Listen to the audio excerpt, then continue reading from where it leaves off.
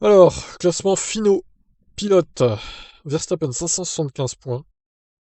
Perez 285, donc au final il y aura 290.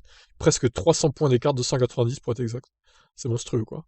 Lewis Hamilton finira 3ème, 234 points. Alonso 206, égalité avec Leclerc. Ah là là, il conserve sa 4ème place Alonso, malgré tout. Incroyable. 206, 206, égalité avec Leclerc. Norris finit à 1.2. 205. Oh la vache, la rage. Bon après, vu d'où il venait McLaren, en début de saison, c'est pas mal de finir 6ème quoi, hein. C'est un peu inespéré. Sainz finira 7ème avec 200 points pile. Et Russell 175, 8ème donc. Oscar Piastri finira 9ème. Stroll 10ème avec 74 points. Donc Piastri il avait 97. Pierre Gasly 62. Esteban Ocon 58.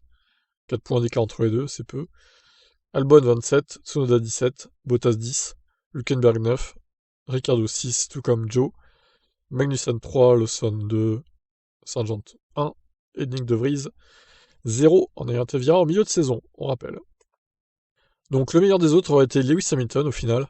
Même si bon, en cette fin de saison, grosse perte de motivation après Austin, là, je pense il en avait marre, tout simplement. La DQ d'Austin l'a tué, quoi. Red Bull finira 800, avec 860 points au constructeur. C'est monstrueux. C'est du jamais vu en Formule 1.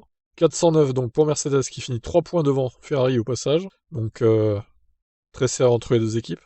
McLaren finira à 107 points de Mercedes, du coup 302 points, et vu d'où il venait encore une fois, c'est une belle perf. 4ème devant Aston Martin 280. Alpine finira avec 120 points. 28 pour Williams. AlphaTauri 25. Alfa Romeo 16. Et As 12. Voilà. Bah écoutez, que dire d'autre? À part que la saison était vraiment trop dominée par Red Bull, c'est dommage. Parce que c'est vrai qu'en midfield, bon, il y avait quelques batailles intéressantes. Mais le problème, c'est que c'est toujours le même qui gagne, en fait. Toujours la même équipe, en plus. À part Singapour. C'était vraiment l'une des courses uniques dans la saison, quoi. C'était le choix entre Mercedes et Ferrari. Au final, c'est Mercedes qui s'imposera quand même. Suite à un mauvais début de saison de Ferrari, quand même, ça n'a pas aidé. McLaren qui revient de nulle part en étant 4ème, incroyable. Et Aston Martin, bon bah, s'ils avaient eu un vrai deuxième pilote cette saison, Aston Martin aurait pu jouer avec McLaren, ça c'est sûr. Malheureusement, Stroll a été assez mauvais une bonne partie de la saison. Je dirais au moins 2 tiers de la saison, il a été très mauvais, Stroll. L'autre tiers un peu mieux, mais bon, ça n'a pas suffi pour Aston Martin, quoi.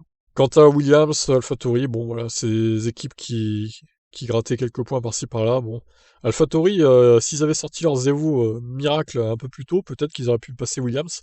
Malheureusement pour eux, c'était trop tard. Voilà. Ben, rendez-vous en 2024, donc moi je vais continuer les news tous les jours, hein, comme d'habitude, même pendant l'intersaison. Bon, il y aura peut-être moins d'actu chaque jour, hein, peut-être 5-6 en moyenne. On verra selon l'actu qui est là aussi, hein, de toute façon, voilà. Mais bon, on reste en ligne pour voir un peu les nouveautés, etc. attendues pour 2024 aussi. Qu'avez-vous pensé de cette saison? Quel bilan tirez-vous? Avez-vous préféré 2022 ou 2023? Laissez-moi votre commentaire, j'y répondrai.